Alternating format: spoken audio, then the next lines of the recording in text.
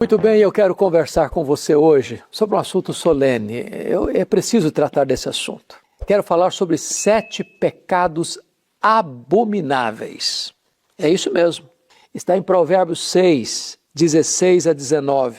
Vamos ouvir a leitura desse texto. 6 coisas o Senhor aborrece, e a 7ª sua alma abomina: olhos altivos, língua mentirosa, mãos que derramam sangue inocente, coração que trama projetos iníquos, pés que se apressam a correr para o mal, testemunha falsa que profere mentiras, e o que semeia contenda entre irmãos. Pecado é a transgressão da lei de Deus.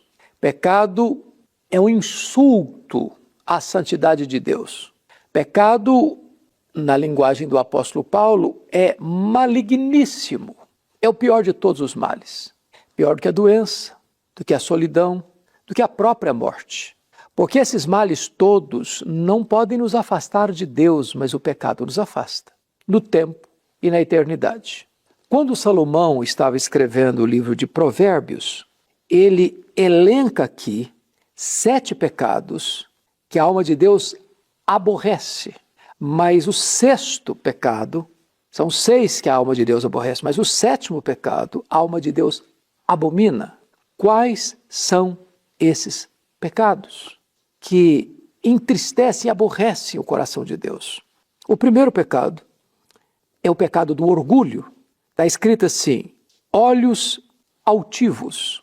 Sabe aquela pessoa que olha o outro de cima para baixo, de tamanco alto, que se julga melhor do que os outros, mais inteligente, mais bonito, mais esperto, mais isso, mais aquilo? Sabe aquela pessoa que na linguagem brasileira tem o rei na barriga, que despreza as outras pessoas, que se coloca acima das outras pessoas? Pois é, orgulho é um pecado que Deus abomina. A Bíblia diz que Deus rejeita a soberba, mas dá graça aos humildes. Segundo pecado que o Senhor aborrece é o pecado da mentira, língua mentirosa. Mentir é falsear a verdade. Mentir é enganar as pessoas com uma palavra que não expressa a realidade dos fatos. Mentira é aumentar um fato para levar vantagem. A mentira é um engodo, é um engano, é uma farsa. A mentira tem identidade, tem genealogia. O diabo é o pai da mentira. E a Bíblia diz que os mentirosos não herdarão o reino de Deus.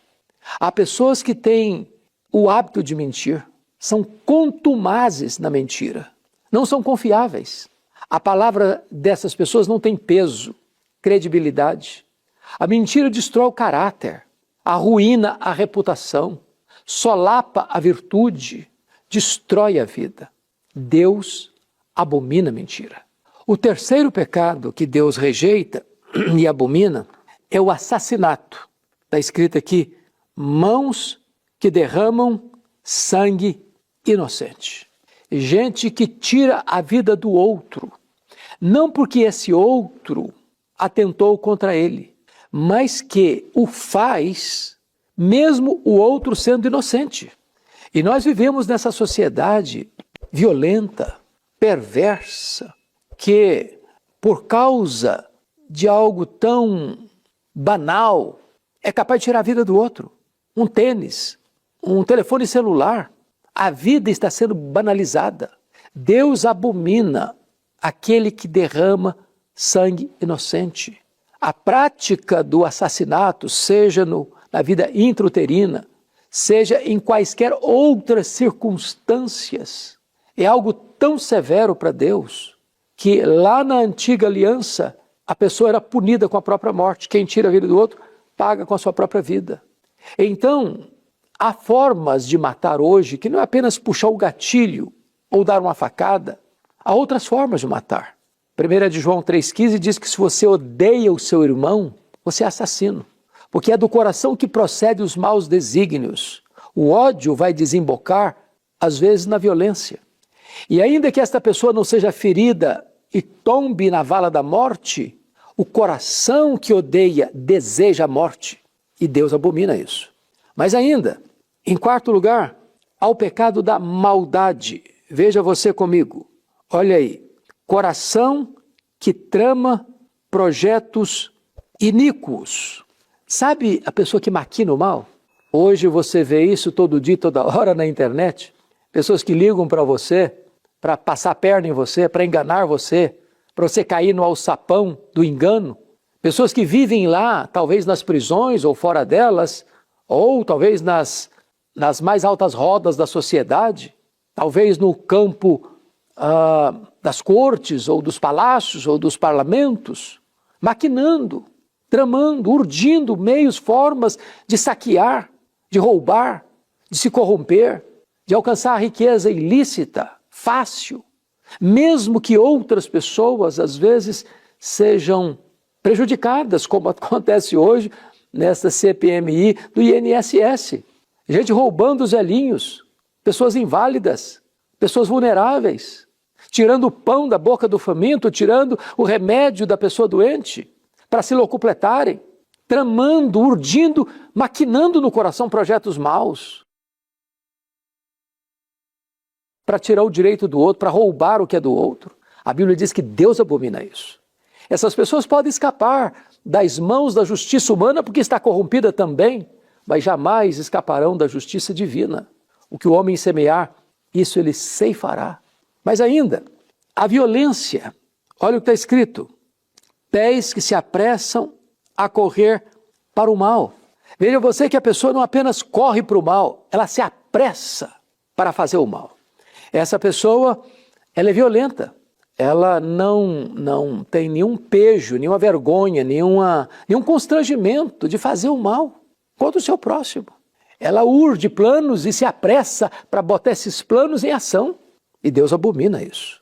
Você precisa nutrir no seu coração sentimentos nobres, amar o seu próximo, você ama a você mesmo.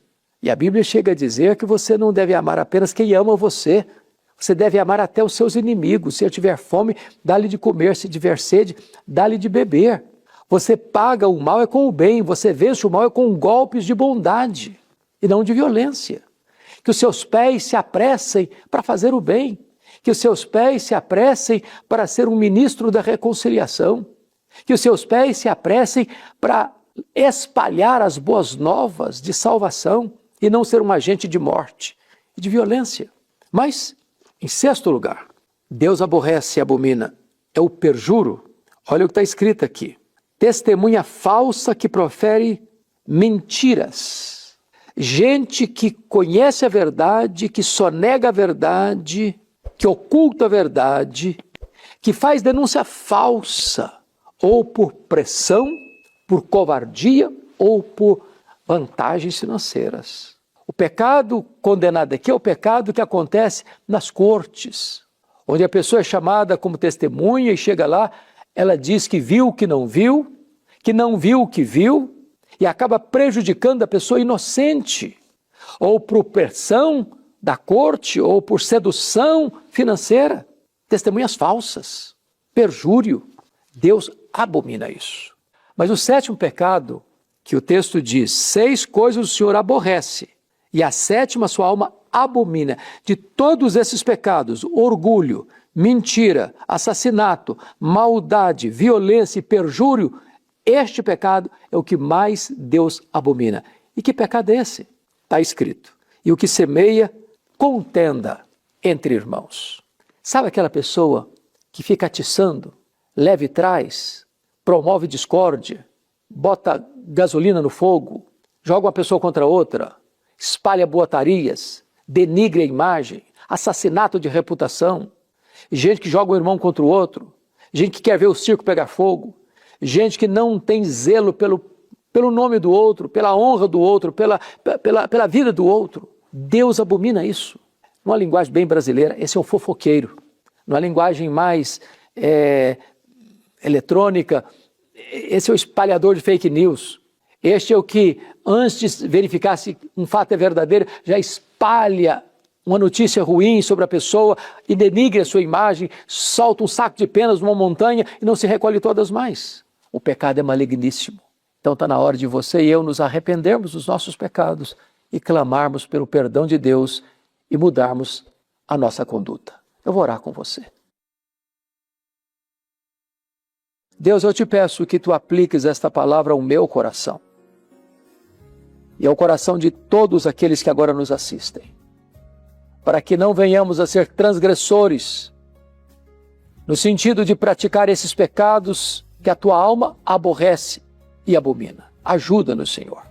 É a nossa súplica em nome de Jesus. Amém.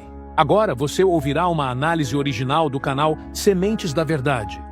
Compreendemos de forma profunda que o pecado é o pior de todos os males, pois ele nos afasta do nosso Criador tanto no tempo presente quanto na eternidade. Ao olharmos para a lista dos sentimentos e práticas que a alma de Deus aborrece e abomina, como o orgulho, a mentira, a violência e a semeadura de discórdias, somos confrontados a examinar com sinceridade o nosso próprio coração. Não podemos tolerar em nossas vidas aquilo que entristece o Senhor, sabendo que as nossas palavras e ações devem refletir a sua santidade e o seu amor. Portanto, reconhecendo a nossa total dependência da graça divina, unamo-nos em sincero arrependimento e clamemos pelo perdão do Pai, permitindo que o Espírito Santo mude a nossa conduta para que sejamos verdadeiros ministros da reconciliação, com pés que se apressam para o bem e lábios que proclamam a verdade. Sinta-se à vontade para debater respeitosamente sobre este tema na seção de comentários.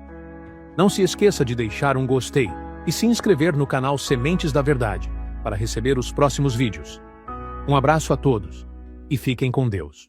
Vamos então abrir a palavra de Deus. O Salmo 19. Salmo 19. Abra sua Bíblia comigo. Salmo 19 diz assim: os céus proclamam a glória de Deus e o firmamento anuncia as obras das suas mãos. Um dia discursa a outro dia, e uma noite revela conhecimento a outra noite. Não há linguagem, nem há palavras, e deles não se ouve nenhum som. No entanto, por toda a terra se faz ouvir a sua voz, e as suas palavras até os confins do mundo. Aí pôs uma tenda para o sol, o qual, como noivo que sai dos seus aposentos, se regozija como herói a percorrer o seu caminho. Principia numa extremidade dos céus, e até a outra vai o seu percurso, e nada refoge ao seu calor. A lei do Senhor é perfeita e restaura a alma. O testemunho do Senhor é fiel e dá sabedoria aos simples. Os preceitos do Senhor são retos e alegram o coração. O mandamento do Senhor é puro e ilumina os olhos. O temor do Senhor é límpido e permanece para sempre. Os juízos do Senhor são verdadeiros e todos igualmente justos. São mais desejáveis do que ouro, mais do que muito ouro depurado, e são mais doces do que o mel e o destilar dos favos. Além disso, por eles se admoesta o teu servo, em os guardar, a grande recompensa. Quem há que possa discernir as próprias faltas? Absolve-me das que me são ocultas. Também da soberba guarda o teu servo, que ela não me domine. Então serei irrepreensível e ficarei livre de grande transgressão.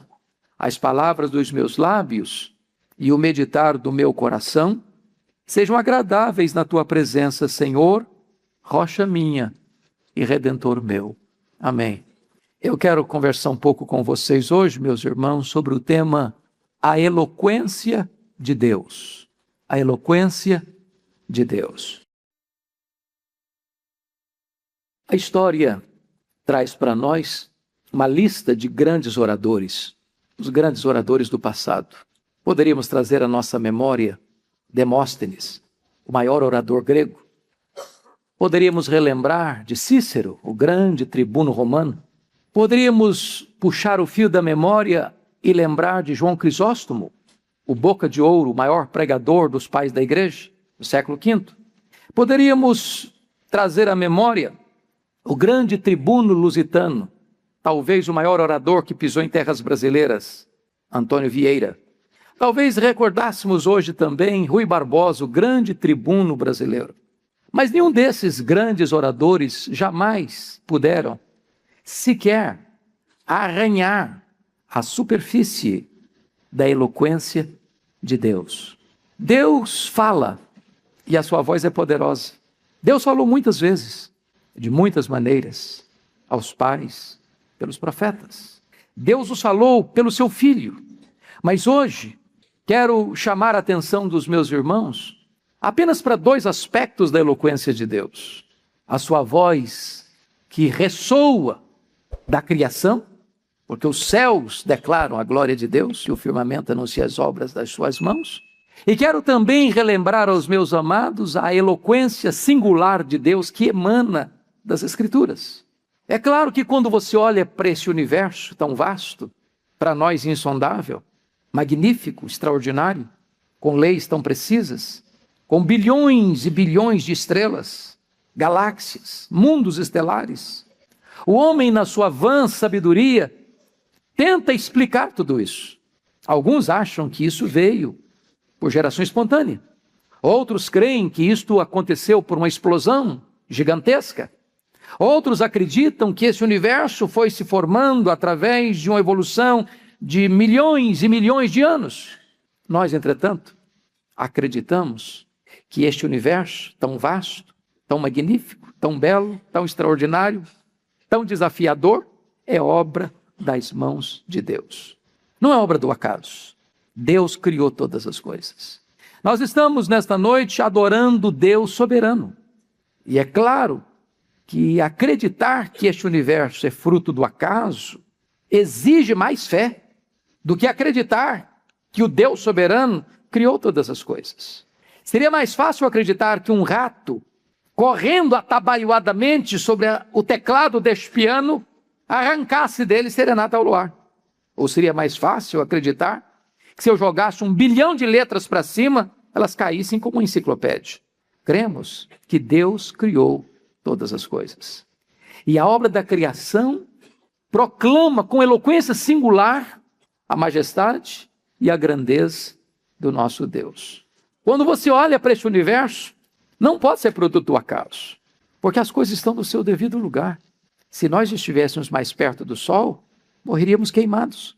Se nós estivéssemos mais longe do Sol, morreríamos congelados. Se a Lua não estivesse exatamente onde está, não haveria o fenômeno das marés. Se não houvesse o fenômeno das marés, as nossas praias se encheriam de lixo e a vida seria impossível.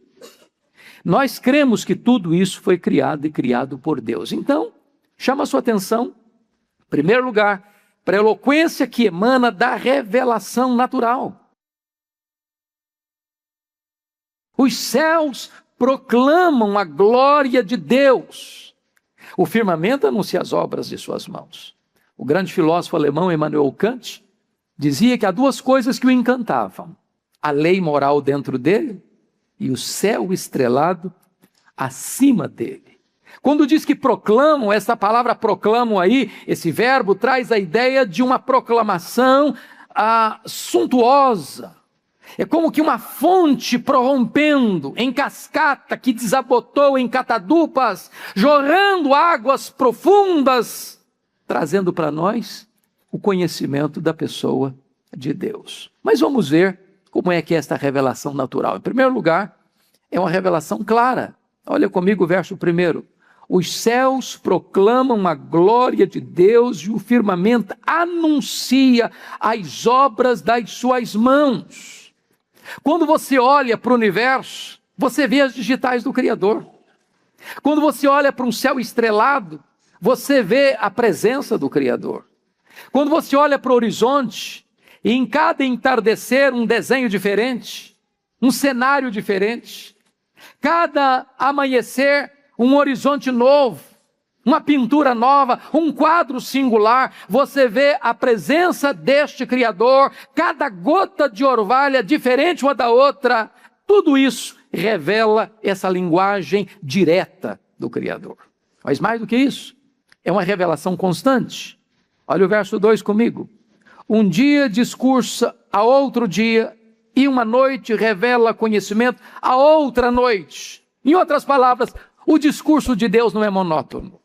O discurso de Deus é variado, é rico, é pomposo, é extremamente dinâmico. Seus métodos são variados, suas oportunidades de revelar a nós, através da sua criação, seu amor, é algo magnífico, magnífico.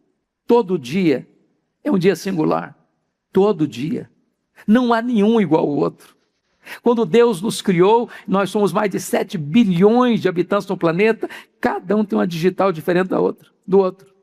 Deus é criativo, Deus é dinâmico e Deus é constante na sua revelação. Mas em terceiro lugar, olhe comigo o verso 3, é uma revelação sem linguagem. Não há linguagem, não há palavras, e deles não se ouve nenhum som. Note vocês que o discurso da natureza não é dirigido aos seus ouvidos, é dirigido aos seus olhos.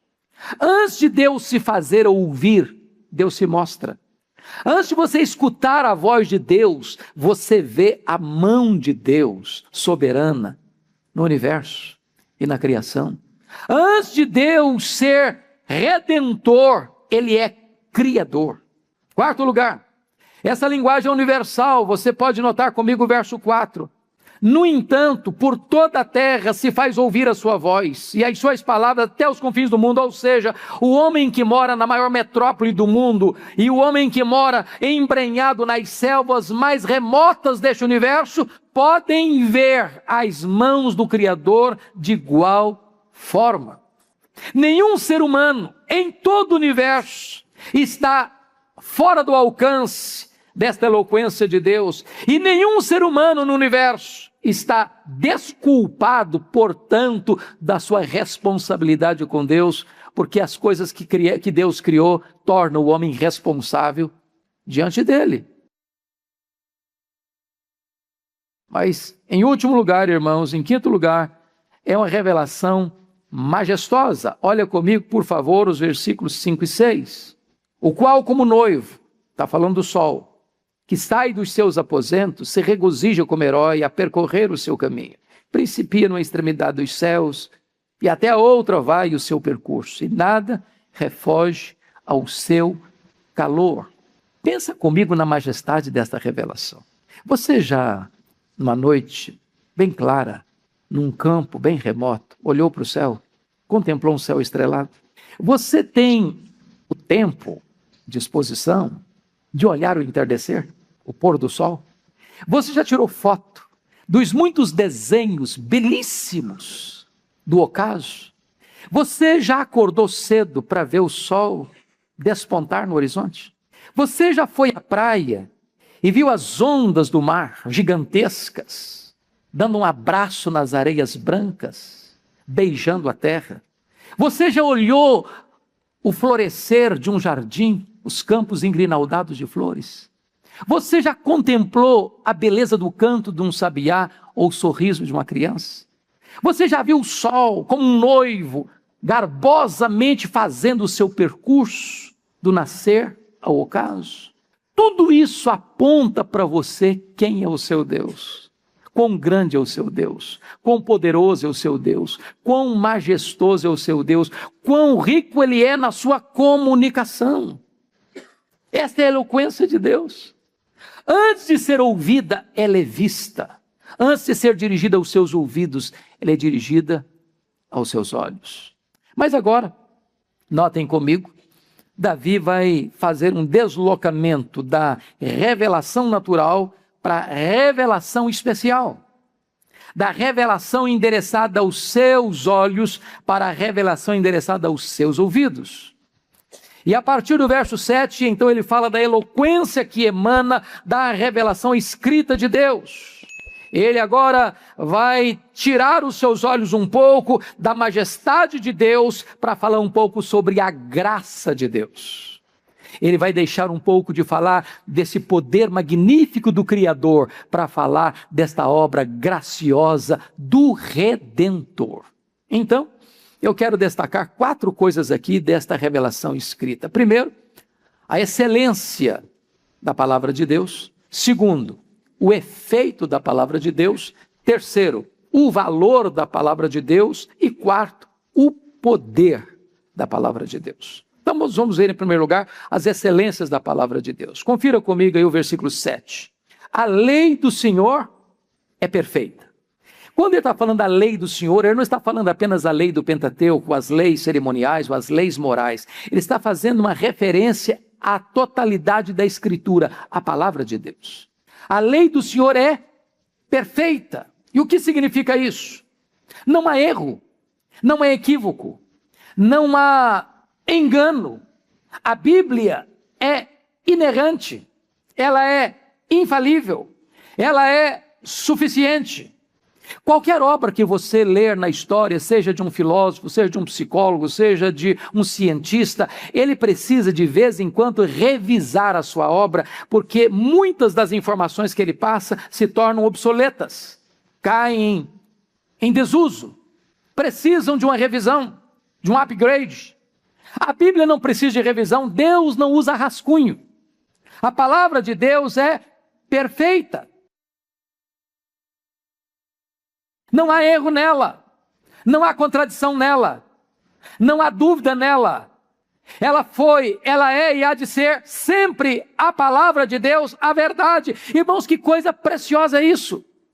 Eu fico olhando, de vez em quando surge no mercado dos críticos alguém se levantando dizendo: agora se descobriu um fato que vai pôr em xeque a veracidade da Bíblia. Agora levantou um cientista para dizer que tudo aquilo que os cristãos acreditaram era uma balela. Agora sim encontramos a pá de cal que vai enterrar de vez a fé dos cristãos. E de repente esse crítico cai em desuso, cai em descrédito, cai no esquecimento, se cobre de poeira, e a palavra de Deus permanece viva, poderosa, sobranceira, vitoriosa na sua marcha. Por quê? Porque ela é perfeita. Louvado seja o Senhor. John Wesley, lá no século XVIII, dizia o seguinte: a Bíblia, ela foi escrita ou por homens bons ou anjos bons. Ou ela foi escrita por homens maus ou por demônios. Ou então ela foi escrita por Deus. Não tem outras opções além dessas três. Bom, por homens bons e anjos bons não poderia ser, porque eles não poderiam escrever a Bíblia e mentir. Porque a Bíblia está dizendo que foi o próprio Deus que inspirou a Escritura. Então ela não vem de iniciativa humana. Então não poderia ser bom aquele que mente. Também não poderia ser escrita por homens maus e por demônios, porque homens maus e os demônios não poderiam produzir uma obra que reprova a maldade e o pecado. Resta-nos uma opção. Ela foi inspirada por Deus. Por isso ela é perfeita. Hoje algumas pessoas tentam colocar a Bíblia contra a ciência. E eu gosto de um cientista que diz o seguinte: não há contradição entre a Bíblia e a ciência. Sabe por quê? Porque ambas têm o mesmo autor. O mesmo autor. A Bíblia corretamente interpretada e a ciência completamente entendida sempre vão caminhar juntas. Porque tem o mesmo autor. Ela é perfeita. Segundo o texto diz que ela é, versículo 7, a lei do Senhor é o que mesmo? Vamos juntos aí? A lei do Senhor é perfeita e restaura a alma. A lei do Senhor, o testemunho do Senhor é fiel. Fiel. A palavra de Deus é fiel. Por que fiel? Porque o que Deus fala, Deus cumpre. Nenhuma de suas promessas cai por terra. Irmãos, nós podemos ter um relacionamento com um amigo, com um sócio, e confiarmos na palavra dele, e ele falhar conosco, e ele nos trair, e ele nos puxar o tapete, e ele nos apunhalar pelas costas. E nós saímos dessa relação feridos, machucados, decepcionados, mas isso jamais acontece com Deus. O que Ele promete, Ele cumpre. O que Ele diz, Ele faz. E o que Ele faz, ninguém pode impedir sua mão de fazê-lo. A palavra de Deus é fiel. Terceiro lugar, irmãos, versículo 8, confiram comigo. Os preceitos do Senhor são o quê? Retos. E isso traz para nós que a palavra de Deus, ela é justa. Justa. Justa quando declara que Deus é soberano. Justa quando declara que Deus é sábio. Justa quando declara que nós somos pecadores. Justa quando declara que apesar de nós sermos tão falhos, Deus nos ama. Não por causa de quem nós somos, mas apesar de quem nós somos. Quarto lugar, olha o verso 9 comigo. Olha o verso 9 comigo. O temor do Senhor é límpido. A palavra límpido aí traz a ideia de puro. A palavra de Deus é pura. Sabe por que ela é pura? Porque o autor dela é puro. Sabe por que ela é santa? Porque quem a inspirou é santo. A palavra de Deus, ela nunca vai levar você ao erro, ao engano, ao pecado. Ao contrário, ela vai abrir uma avenida para você de vida pura e de vida santa, porque ela é pura. ela é pura. Mas finalmente, irmãos, notem comigo por gentileza, versículo 9, o texto vai nos dizer mais, a palavra de Deus, ela é eterna. O temor do Senhor é límpido e permanece o quê? Para sempre. Para sempre.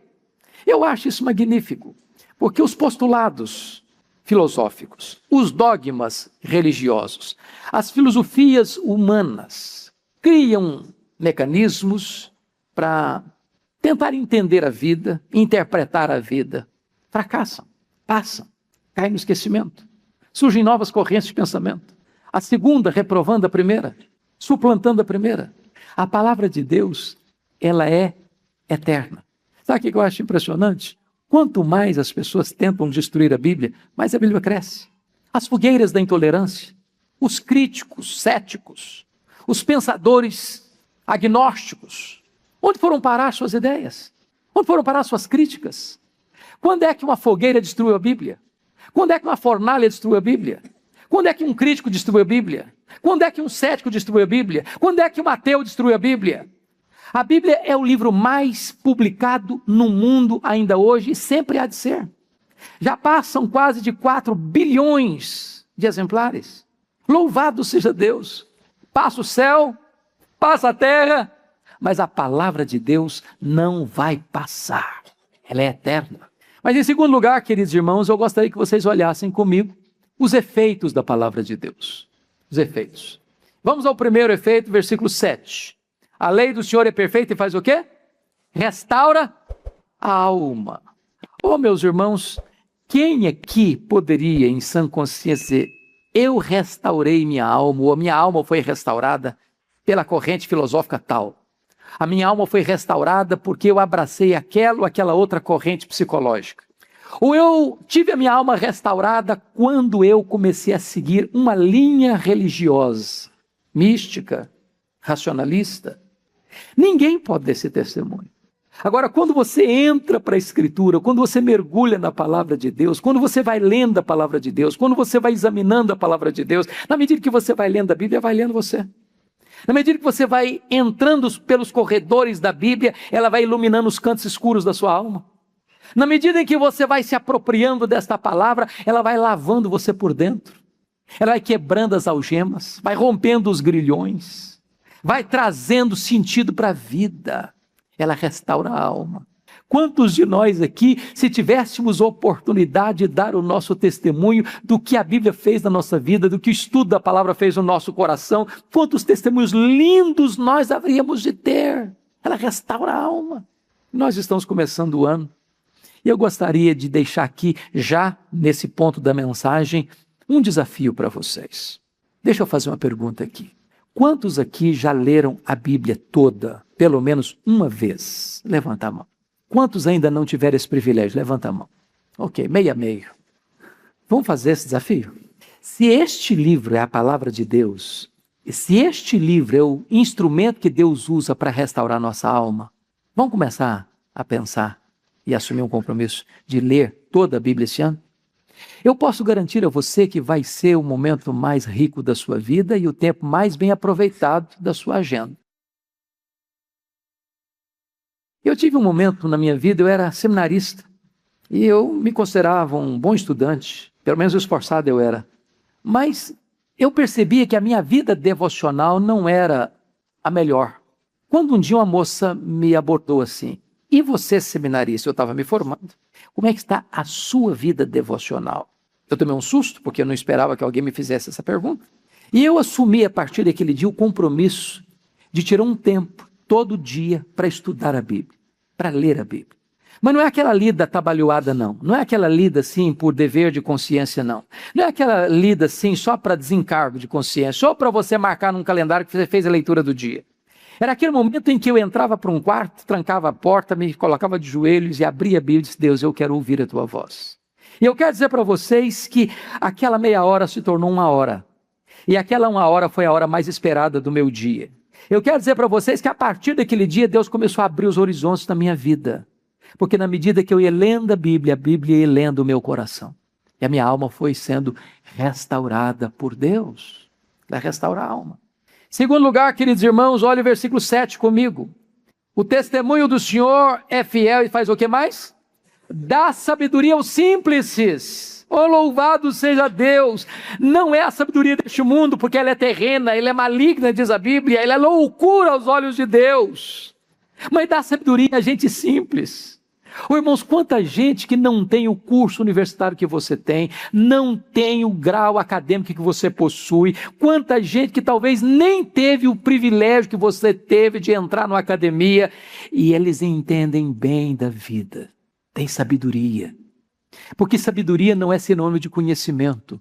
Sabedoria é usar corretamente o conhecimento. Sabedoria é olhar para a vida com os olhos de Deus. E na medida que você vai lendo a Bíblia, você vai tendo na sua vida, nas suas ações, nas suas reações, nas suas atitudes, nas suas palavras, nas suas posturas, sabedoria para olhar para a vida com os olhos de Deus. Terceiro lugar. Olha comigo, por favor, versículo de número 8. Os preceitos do Senhor são retos e faz o quê? Alegra o coração. Irmãos, vocês acham que tem gente triste hoje? Vocês olham por aí afora, tem gente triste. A indústria do entretenimento tem um propósito, alegrar a gente, fazer o pessoal rir um pouco, descontrair um pouquinho. As pessoas estão tristes. Elas não encontram prazer na vida. Elas têm dinheiro, mas não estão felizes. Elas têm poder, mas não estão felizes. Elas moram bem, mas não estão felizes. Elas trocam de carro, mas não estão felizes. Elas urrupam roupa mais requintadas, mas não estão felizes. Elas frequentam os restaurantes mais caros, mas não estão felizes. Elas fazem viagens e mais viagens, mas não estão felizes. Porque este mundo não tem para você o banquete da felicidade. Não tem. Não tem. Mas a Bíblia está dizendo para você e para mim que os mandamentos do Senhor alegram o coração, alegram a alma. Irmãos, esse banquete da alegria você não encontra fora de Deus, fora da palavra de Deus. Deus tem isso para você. Alegram a alma. Mas mais ainda, notem comigo, versículo 8. O mandamento do Senhor é puro e faz o quê? Ilumina os olhos. Ora, prestem bem atenção, se os olhos não estão iluminados, significa o quê? Ou que você é cego, ou que você tendo olhos não tem luz. Se você tem olhos, mas não tem luz, você não enxerga. Se você tem luz, mas não tem olhos, também você não enxerga. A palavra de Deus é luz. A palavra de Deus traz para você discernimento que você não jamais poderia ter de outra forma. A palavra de Deus abre clareiras na sua vida que você jamais poderia entender. Então deixa eu dizer uma coisa para você, não se prive desse privilégio. Estudar a Bíblia, de ler a Bíblia, de meditar na Bíblia. Crie o hábito santo de todo dia você examinar a Escritura. Você vai ter luz na sua mente, você vai ter luz nos seus olhos, você vai ter luz nas suas decisões, você vai ter luz nas suas conversas, você vai ter luz nas suas atitudes, você vai ter luz nas suas reações, você vai ter luz nos seus relacionamentos, você vai ter luz na sua vida. A palavra de Deus ilumina os olhos. Ilumina os olhos. Pois bem, amados, dito isto, vamos ao terceiro ponto. O valor da palavra de Deus. Olha comigo o verso 10. Em primeiro lugar, a palavra é melhor do que riqueza. São mais desejáveis do que ouro, mais do que muito ouro depurado. Ouro é o metal mais nobre, mas ouro depurado é o ouro puro, sem escória, de maior valor, com maior quilate. Agora, dinheiro é bom? É bom. A Bíblia não diz que o dinheiro é ruim. A riqueza é boa? É boa. A Bíblia não diz que a riqueza é ruim. Agora, mesmo que você tenha dinheiro, e mesmo que você tenha conquistado dinheiro de maneira honesta e íntegra, com o seu trabalho, com a sua inteligência, com a sua destreza, com o seu engenho, com a bênção do Altíssimo, você bem sabe de uma coisa: o dinheiro não pode fazer você feliz e nem pode dar para você segurança. Não pode. Você sabe disso. Pode dar uma casa, mas não pode dar um lar. Pode comprar remédio e comprar um plano de saúde bom, mas não pode te dar saúde. Pode dar comida boa, mas não pode te dar apetite. Pode dar para você asseclas, mas não amigos. Pode comprar para você roupas chiques e até um funeral pomposo, mas não pode dar para você a vida eterna. Por isso, conhecer a palavra é mais importante do que ser rico. A Bíblia não diz que é pecado ser rico, mas se você tivesse duas opções, ter a palavra e ter dinheiro, a Bíblia está dizendo, ter a palavra é melhor que ter dinheiro. O texto está nos mostrando uma coisa, são mais desejáveis. O que é que você deseja mais? Dinheiro? Riqueza? propriedades, bens materiais. Não é ilícito você desejar, não é ilícito você lutar, não é ilícito você conquistar, não é ilícito você desejar ampliar, mas se você quer desejar algo mais, eles são mais desejáveis as palavras de Deus do que desejar muito ouro depurado. E eu chamo a sua atenção, que não é desejar ouro depurado não, é muito ouro depurado.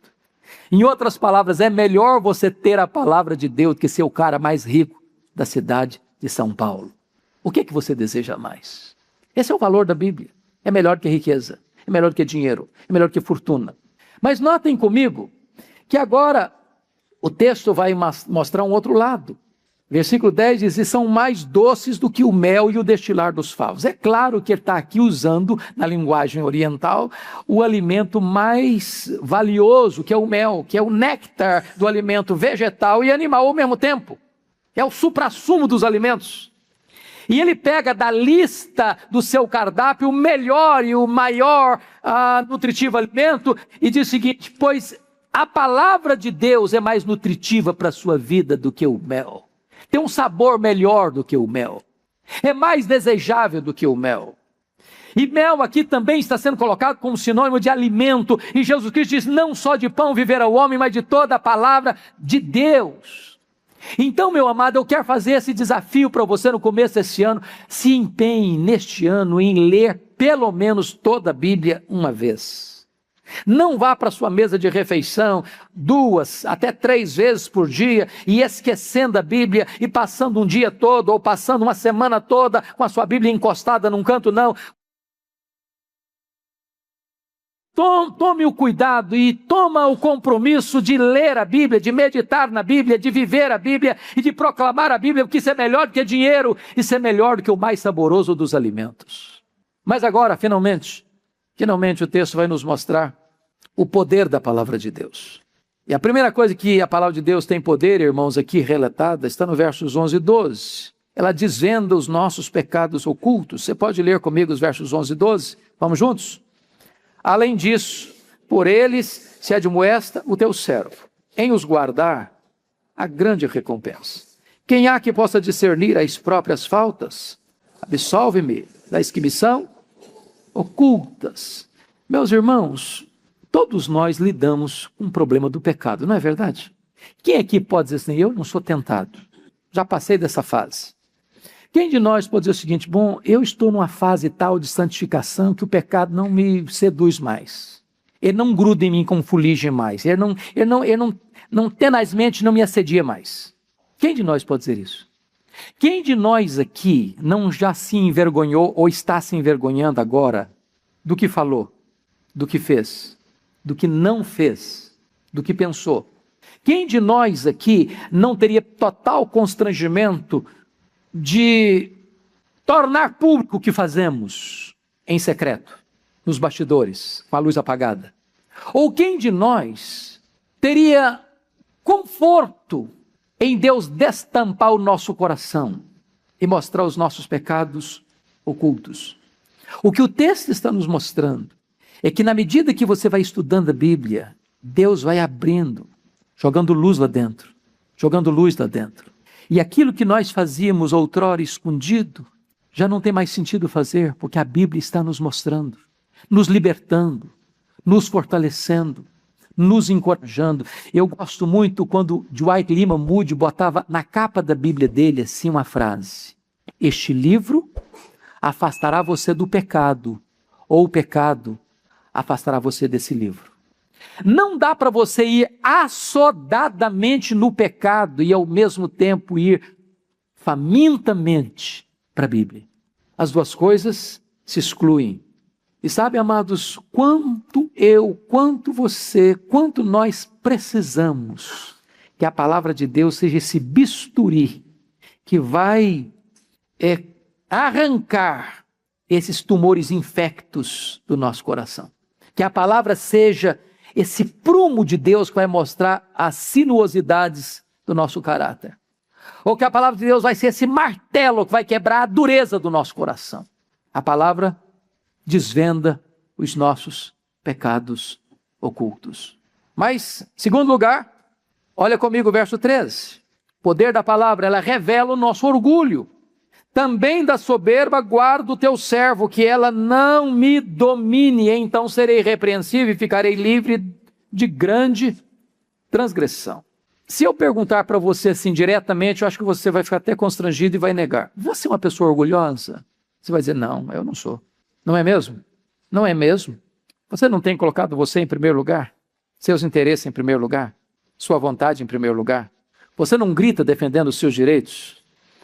Irmão, soberba é um negócio muito sutil. A soberba às vezes vem por trás da capa da piedade. A soberba se disfarça até de humildade. Até de humildade. Tem gente que passa a ideia de humilde porque quer elogio. E por querer elogio é soberbo. E o texto está dizendo que na medida que você vai tendo familiaridade com a Bíblia, com a palavra de Deus, é que Deus vai tratando desse negócio complicado na nossa vida, chamando de soberba, de orgulho. Quando nós nos colocamos em primeiro lugar, quando nós queremos os holofotes para nós, quando nós queremos que todos olhem para nós e nos prestigiem para que todos vivam em nossa função, ao nosso derredor, para atender a nossa vontade, porque queremos ser o centro do universo. Terceiro lugar. Qual o poder da palavra? A palavra de Deus gera em nós desejos elevados. Olha, por favor, o versículo 14. Pode ler junto comigo? As palavras dos meus lábios e o meditar do meu coração sejam agradáveis na tua presença, Senhor, rocha minha e redentor meu. Meus irmãos, que as palavras dos meus lábios sejam agradáveis, eu quero mesmo, até porque se não forem eu vou causar tanto problema. Não é verdade? As pessoas vão ficar chocadas comigo, vão se escandalizar comigo, vão cortar volta de mim. Mas quando esse homem ora e pede que o meditar do meu coração sejam agradáveis na tua presença, ele está entrando numa área mais profunda. Porque, amados irmãos, nós somos tão tolos, mas tão tolos, que nós tentamos esconder da pessoa que mais sabe, que mais conhece. Aí o engano do pecado. Qual é o engano do pecado? É que eu tento esconder dos outros o que eu faço. Porque se as pessoas souberem quem eu sou e o que eu faço, elas vão ficar chocadas comigo. Aí a gente fecha a porta. Mas se esquece de que quem está lá dentro do quarto, lá atrás da cortina, lá atrás dos bastidores, lá no anonimato, é aquele que tudo vê, tudo sonda, tudo conhece. Inclusive me conhece mais do que eu me conheço. Ele é inescapável. Se eu subo aos céus, ele está lá. Se eu desço ao mais profundo abismo, ele está lá. Se eu tomo as asas da alvorada e me dentenho lá nos confins dos mares, ele vai estar lá também. Se eu fecho a porta do quarto, ele entra junto. Se eu saio do quarto, ele está lá também. É inescapável. Só quando a palavra de Deus opera tão poderosamente no meu coração, é que eu posso então desejar de dentro da minha alma fazer essa oração. Ah, Senhor, que as palavras dos meus lábios e o meditar do meu coração sejam agradáveis na tua presença. Que Deus nos ajude, irmãos, neste ano de 2018, buscar um caminho de santidade. Que Deus nos fortaleça, para que as peias, para que as correntes, para que os laços, para que o cipoal que nos prendeu tantas vezes, que tornou a nossa marcha lenta, essas peias sejam rompidas, quebradas, e Deus nos faça avançar no poder do seu Espírito, para que o meditar do nosso coração, bem como as nossas palavras, sejam agradáveis a Ele. E se forem agradáveis a Ele, vão ser palavras e sentimentos abençoadores para as pessoas. E o texto termina quando ele reconhece quem é Deus na vida dele. Senhor, rocha minha, redentor meu. Ele é rocha porque ele dá firmeza para a gente. É redentor porque, a despeito das minhas fraquezas, ele não desiste de mim. Ele não desiste de você. Deus tem vida plena para nós. Deus é eloquente e Ele fala na natureza, Ele fala na palavra. Cabe a você e a mim ouvirmos a sua voz. Agora você ouvirá uma análise original do canal Sementes da Verdade. Ao olharmos para a grandeza de tudo o que foi compartilhado, somos constrangidos a reconhecer a maravilhosa eloquência do nosso Deus. Ele não apenas gravou as suas digitais suntuosas, na imensidão do universo e na beleza da criação, mas escolheu falar diretamente aos nossos corações através da perfeição das Escrituras Sagradas. A Bíblia não é apenas um livro de conselhos. Ela é a verdade infalível de Deus que restaura a nossa alma, traz verdadeira alegria ao coração e ilumina os nossos passos diante de um mundo em trevas. Que neste tempo nós não sejamos cristãos distantes da palavra, mas que possamos nos comprometer a mergulhar diariamente nas Escrituras, permitindo que o Senhor limpe os nossos pecados ocultos, livre-nos da soberba e guie a nossa vida. Que as palavras da nossa boca e o meditar do nosso coração sejam, hoje e sempre, agradáveis na presença do Senhor, que é a nossa rocha e o nosso Redentor. Sinta-se à vontade para debater respeitosamente sobre este tema na seção de comentários. Não se esqueça de deixar um gostei e se inscrever no canal Sementes da Verdade para receber os próximos vídeos. Um abraço a todos e fiquem com Deus.